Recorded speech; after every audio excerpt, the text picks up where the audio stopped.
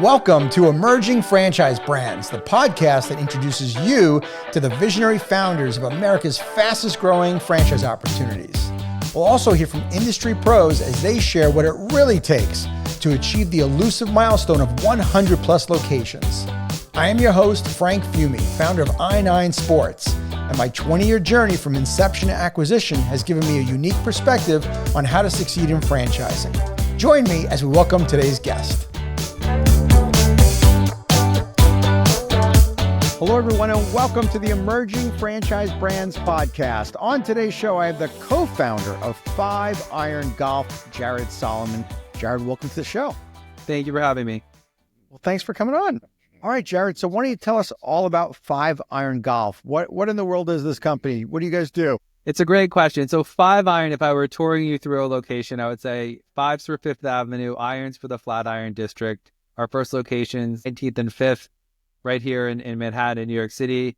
And our whole goal is to be the best place for the serious golfer and the entertainment person as well. So we really try to think about making sure both of those customers have a good time. At a high level, you'd walk around and see simulators and a bar and an awesome aesthetic, great food, kitchen, beverage program, and hopefully a good time. Nice. So it sounded like when you and I were talking a little bit beforehand, one of the big differentiators is that you really try to cater for these to be accessible in real urban locations. Is that right? Yeah, I would say the main differentiator is we invented the category, as crazy as that sounds. So you probably have a lot of restaurants and fast food. We quite literally invented the idea of putting simulators in a bar and restaurant together, at least here in the United States. And then it's certainly become more popular. Now you're seeing it on ESPN with TGL and all the golf that's going on. Sure. But I would say we sort of originated it and we keep trying to innovate with what we do. So I would say that's the main differentiator. And I think that where we've gone as a company is realizing there's so many different people that come into our space. So we're open at 6 a.m. and we close at 1 a.m., 2 a.m. in a lot of locations. So there's everything from people practicing, hitting golf balls, taking lessons, getting club fit, those serious types of people, to people on Tinder dates and corporate events and everything and anything in between. All right, so tell us, how'd you get started? Tell us the story.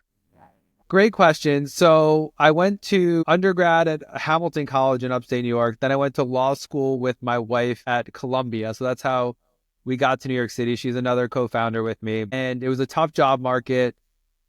Her best job was in Rochester, New York. So she clerked for a judge in Rochester, New York. This is before you could work from home. So I'm in the city by myself. I actually went into trading on Wall Street for my first job here. So I'm trading on Wall Street. And she has a clerkship for 2 years in Rochester. And during that time, I played a lot of ping pong at this place called Spin. So I started to see sort of entertainment and corporate events and team building happening. And I was also started to take golf lessons. So I started playing golf really post law school in the city as something to do when my wife, Catherine, fiance at the time, was in upstate New York. And I found this coach, Mike Doyle, who was giving me lessons, and he was awesome. And he had people that wanted to practice. And it also seemed like there are people like me who also would add an entertainment piece to it too. So I wanted a place to practice. I wanted a place to hit balls and watch the Premier League in the morning or go watch the football game and hang out and have good food. So Mike and I kind of came up with the idea.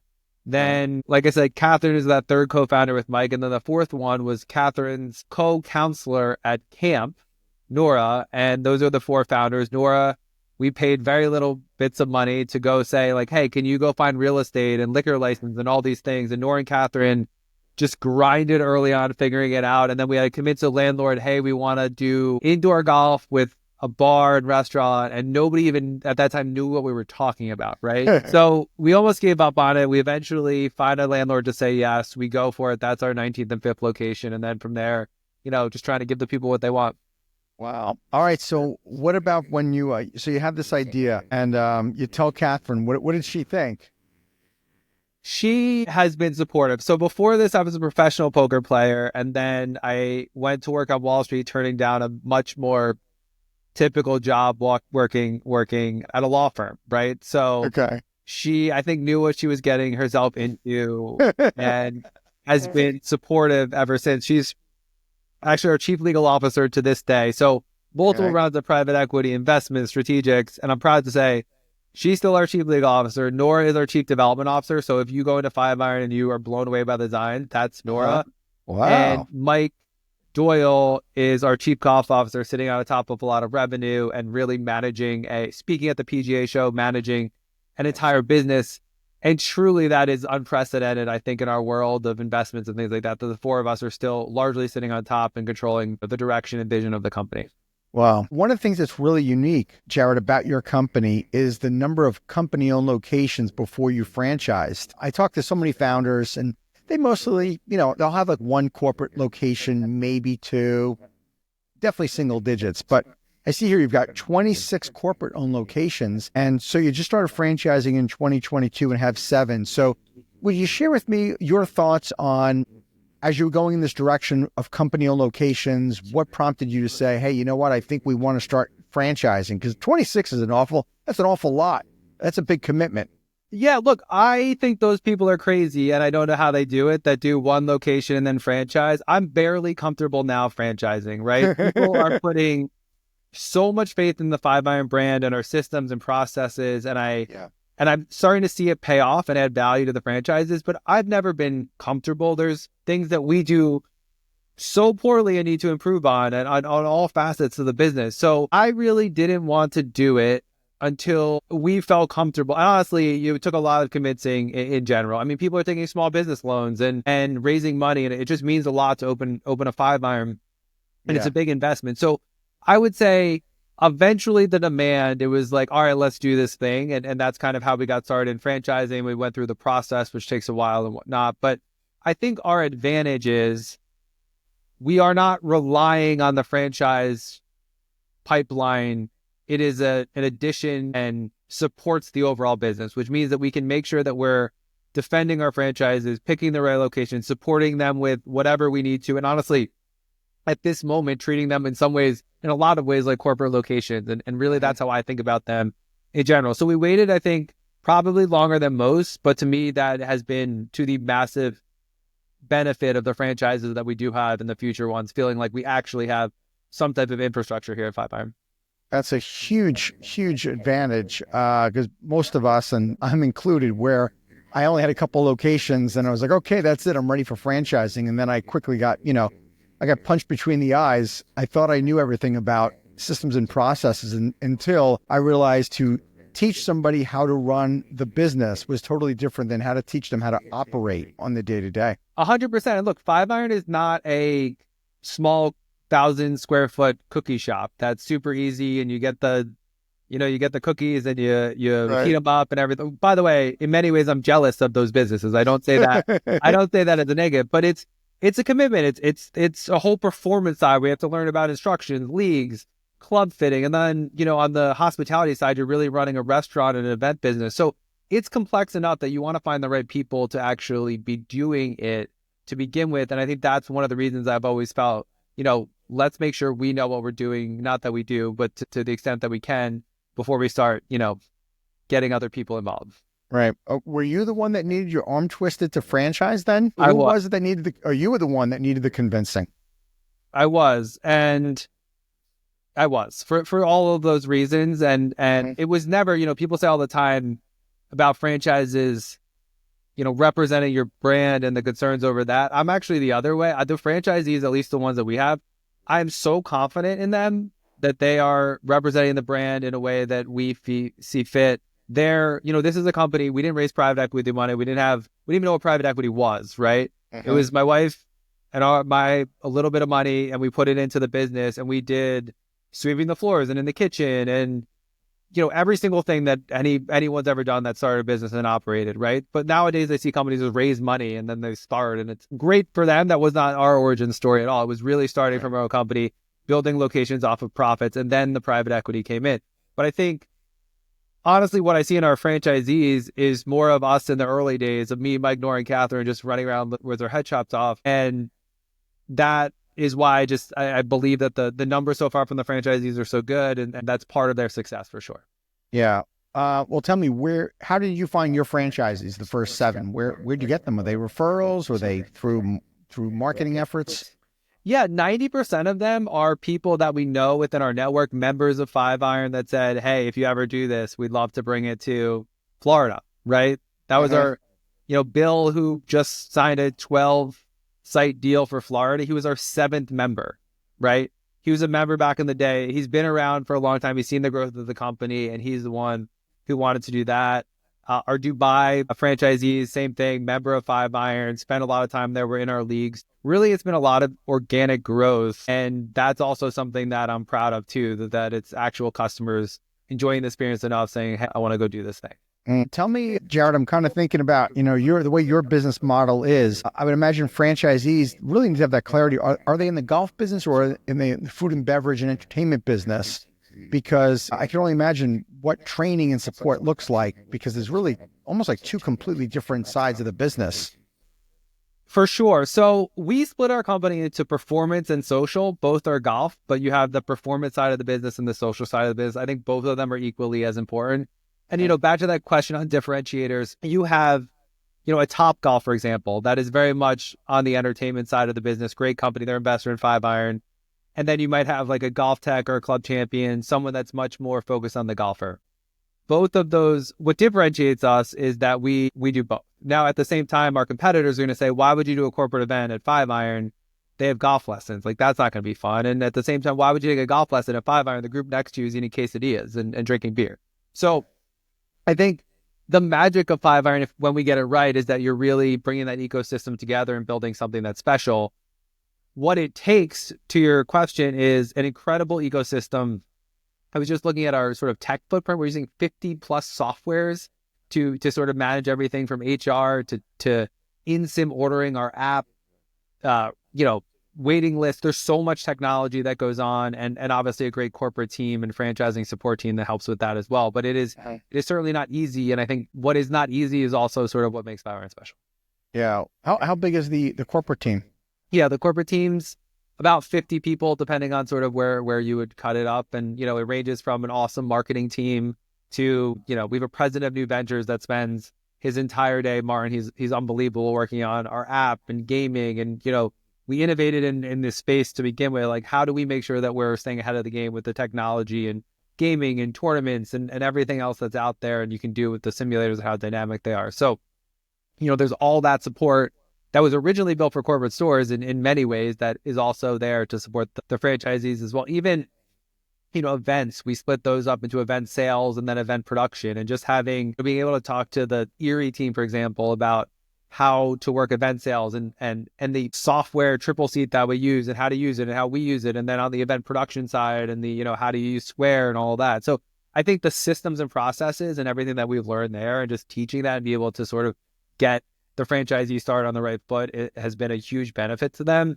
And the other thing I would say is on the build out, you can figure out yourself that you need 12-foot ceiling height or 11-foot ceiling height and X, Y, and Z. But the amount of money that we save franchisees on the actual CapEx because of the mistakes that we've made is truly it was a thesis of mine, and it certainly has come to fruition, is just like, that is a area where we just add so much value, making sure they get set up for success, and not make many of the mistakes that we made. Sure. What's the investment range to open?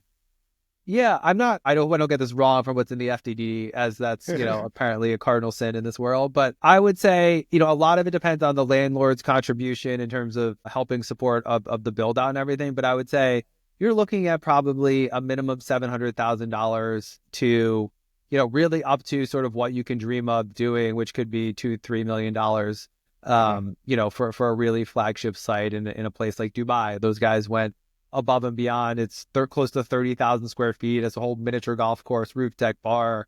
It has, I think, 18 simulators, and it's just truly one of the nicest golf venues in the world. So there's a certainly wide range of what I think Five Iron can do, and we've gotten good at that too. I think some of these other franchises, and again, in some ways I'm jealous, they say, look, it's 5,000 square feet, you need this real estate, these are the demographics. We're a little bit more flexible than that in terms of, we think it could work on a college campus with, 7 simulators and maybe a large bar. And I think it could work on, obviously like the Upper East Side in Manhattan, where you're getting more of a residential crowd and people that are there to practice. Sure. And I think you referenced this earlier about one of your franchise owners with multiple locations, right? So you don't offer just single unit locations. You do also offer multi-unit deals? Correct. We offer both, and I think both are important, honestly. Like I think that in some ways I get excited about the multi-unit deals and it looks good and the press releases are awesome. I'm also, going back to my roots, that person that says I'm gonna open one and do it really well and then I'll go from there.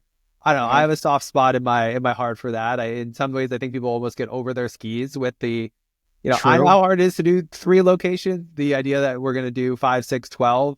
Right. It's hard. So I think both are important and they're different teams and different motivations behind people, but I certainly think it can work in both formats. How many are in Manhattan? Yeah, we have 6 all corporate owned in Manhattan, 6 going on our 7th location in Manhattan. And when we started, nobody believed that a single location in Manhattan could work. We had 4 simulators. And when we opened 4 simulators, just to give you an idea of the growth of the space, when we opened with 4 simulators and a bar, that was really revolutionary in Manhattan. And people thought, oh my gosh, is there enough demand for that? Now we have 100 bays across Manhattan. And, yeah, I think not only have we proven that people like Five Iron, but I think places like Manhattan and Chicago downtown becoming really the catalyst for the boom of the sport of golf has been crazy to see. I mean, you're seeing guys with hoodies and graffiti and street art and this whole sort of cultural relevance to golf again, where now it's the cool sport to play in high school. That certainly wasn't the case before. I'm not saying that we're the only reason for that or the reason for that, but I think, anything that's cool in Manhattan and the art and everything that we do has certainly led to that a little bit. Yeah, sure. So in some of these more urban markets, what's typical size of the footprint? So footprint in the urban markets, at this point, I would say you're looking at a minimum of, 11, 12,000 square feet up to 25,000 square feet. And, one thing that but people sort of say, all right, we want to go to London or we want to go to Midtown Manhattan. It's not that easy, right? There are only so many spaces that are X number of square feet, have ceilings. These buildings were built in 1855, right?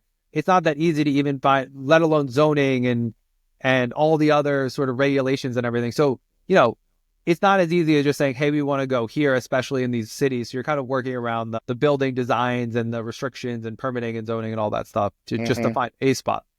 Right. Well, you're so careful about who you're awarding a franchise to. Is you said it yourself that it's not like you have to sell a franchise, to keep the lights on. But what do you think, Jared, if people that are listening to this that are interested in opening one, what would you say is some of the most ideal traits? Like, who is your ideal franchise owner?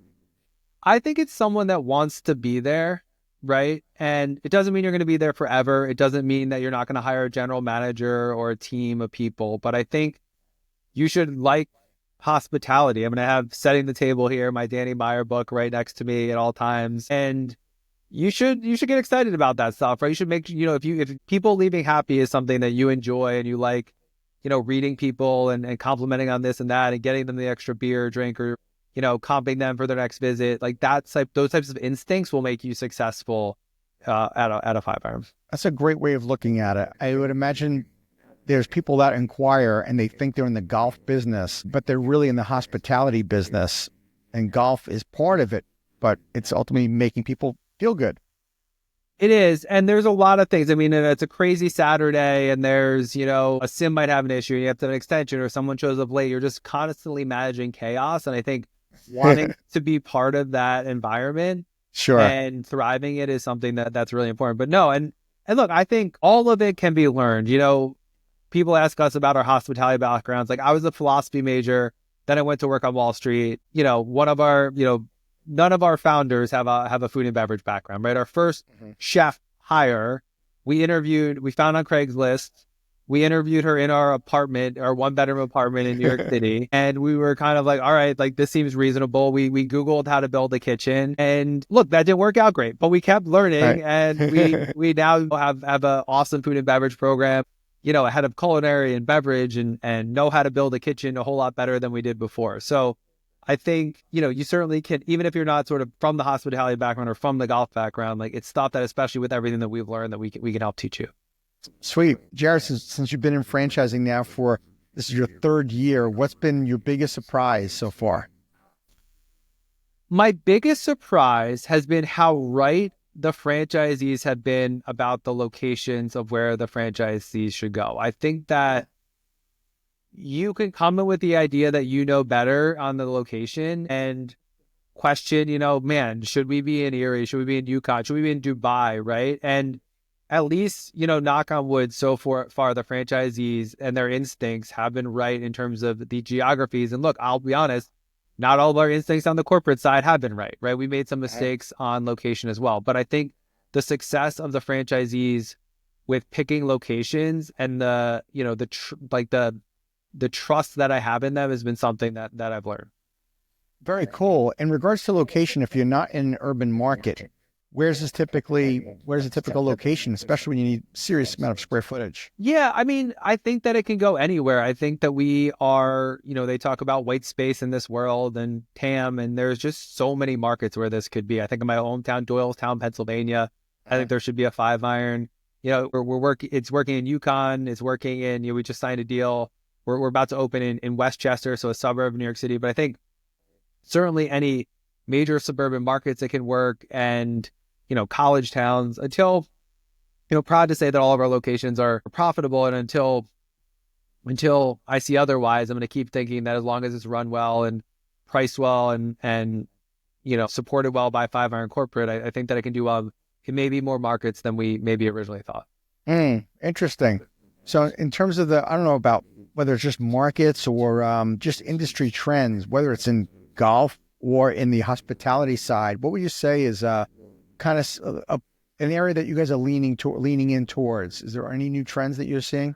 I would say what we're leaning in towards is gamifying the sport of golf. So there's this very traditional way of thinking about golf where you play 18 holes and you're over par, you're under par. If you're listening to this, you don't even know what par is. Fair enough.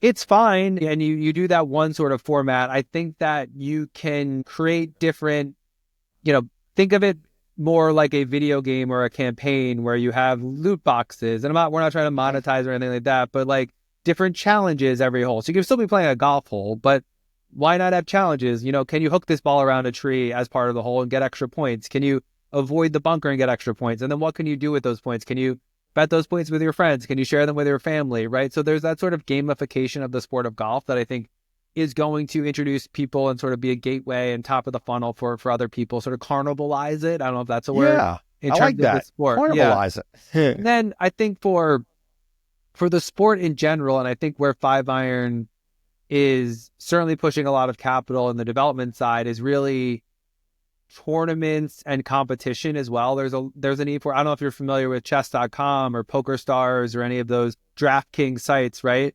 Sure. Golf actually lends itself to, I think, doing really well in those types of environments. There's no reason you should be able to come to 5-iron and say, I want to play in an 18-person tournament or that lasts an hour, or a 10,000-person tournament that lasts 2 weeks, or play in a 2v2 tournament, or play in a beginners tournament, or a points tournament, or a prize money tournament, right? I think the possibilities are endless. And I think for me, what successful like is, look, I love it when the group of friends is playing their 18 holes and doing their thing and having a few beers, and there's always going to be a market for that. I want to walk around and just be seeing so much different stimulus and so many, different things happening in the Sims. And I think that's really the future over the next decade of the indoor sport. Wow. Okay. That's wild. What about, in terms of markets that you want to get into? You mentioned that the franchisees have done an incredible job of knowing where they want to be. For you all, though, you've got these 26 locations that you mentioned before we got on here. You're kind of all over the country. What's your method to your madness on knowing where you want to go? So I feel like the nice thing about 5-iron, and I think of it as a factor test, I guess I could say, in terms of thinking about it, right? So if there's a strong golf population, like the state of Florida, that's a pro. Certainly if there's cold weather, inclement weather, whether it's too hot in a place like Vegas, for example, we think we could do well. If it's an area that drives a lot of corporate or bachelor parties or something like that, in Austin, Texas, or in Nashville, where you have an entertainment bar crowd. The nice thing about 5-iron is it can really win in different ways. And that I think is something that's unique to the business. It can really win as a awesome sports bar that has great simulators and maybe the instruction size is big, or it can go to a more residential area and just absolutely crush with lessons, club fittings, and the membership being sold out. And then look, in a lot of our franchisees, and they're unicorns where they have everything, right? Like the unicorn is you're getting events, you're getting lessons and memberships, and you're also getting the walk-in sim rental and food and beverage business. So if you think any of those sort of characteristics of your town or city would work, I would say reach out and let's talk about it. Okay. What's your long-term vision for the company? How big is big?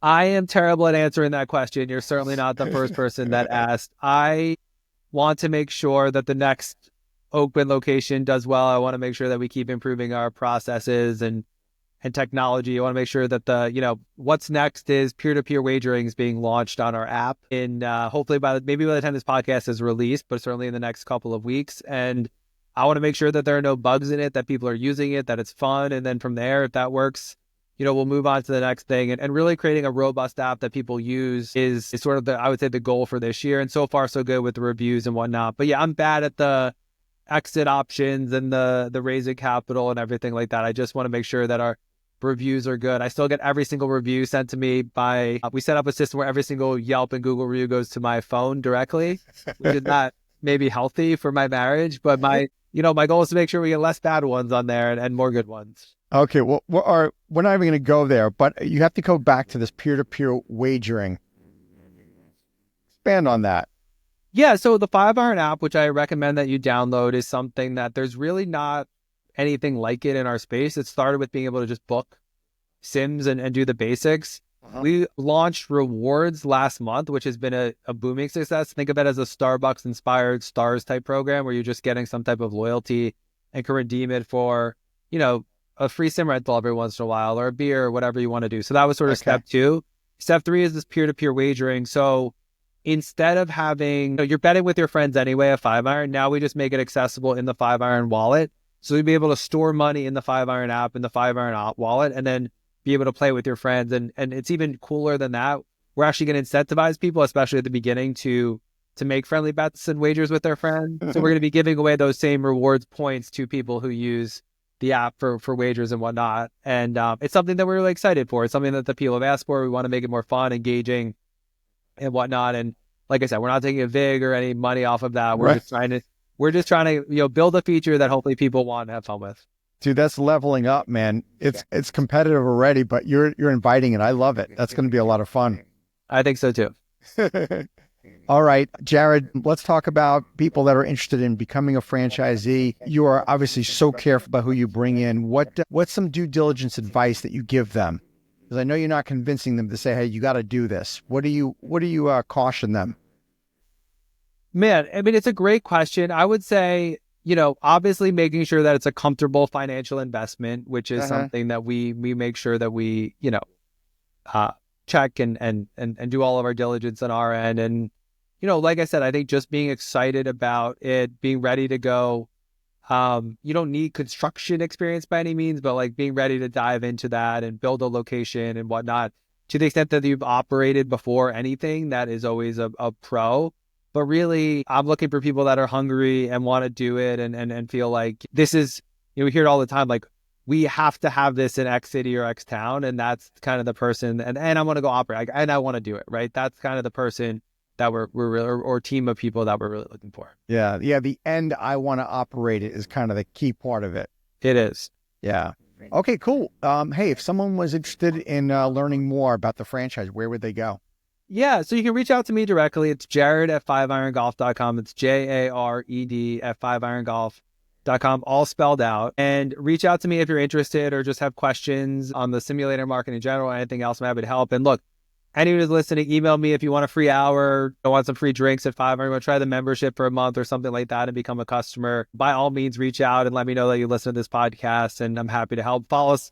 I'm Jared B. Solomon on Instagram, but don't follow me. Go follow 5 Iron Golf on all the different platforms. We put out some awesome, fun content. I think that's pretty cool. So anyway, if you're any of those platforms, express some interest, and we'll make sure you get to the right people. Nice. I'm going to check it out. I got one last question for you. My last question is about, I call it the franchise tip jar, because the franchise community is just so generous in sharing of information. Now, in this case, if you had a friend that came to you and said, Jared, I'm thinking about buying a franchise. Now, not a 5 Iron Golf, but somebody else. is there a piece of advice you'd give them before they go investing in somebody else's franchise? For me, it would be making sure that the corporate team is really there looking out for you and you feel like you're part of the company as a whole, as opposed to feeling like you're a franchise. And look, I'm by no means an expert in this world, but I personally want, I want to work together. I want people that want to work together. And I think the more secluded you are, where they're just emailing you the FDD and the operations manuals and everything like that, to me, that would be less interesting than, a corporate team that's really interested in your success and wants to work hand in hand with you. Sweet. Jared, man, next time I'm in the city, I'm going to check this out. Well, we'd love to have you. Awesome. Well, thanks again. Thank you so much for being on the show. I wish you all the best, continued success, and hopefully you guys are coming to Tampa. Absolutely. Soon. All right. Thanks. Thank you for tuning into the Emerging Franchise Brands podcast. For additional insights, guest applications, and to stay connected, visit us at efbpodcast.com. The Emerging Franchise Brands podcast is for entertainment purposes only, and the views expressed do not necessarily represent those of Emerging Franchise Brands, its host Frank Fiume, or Emerging Franchise Group, LLC. Any discussed franchise or investment opportunity requires thorough investigation, obtaining proper disclosure documents, and expert consultation before making any investment decisions. The podcast and its host do not offer professional advice or endorsements, and they hold no responsibility for actions, representations, accuracy, or consequential damages related to the podcast content.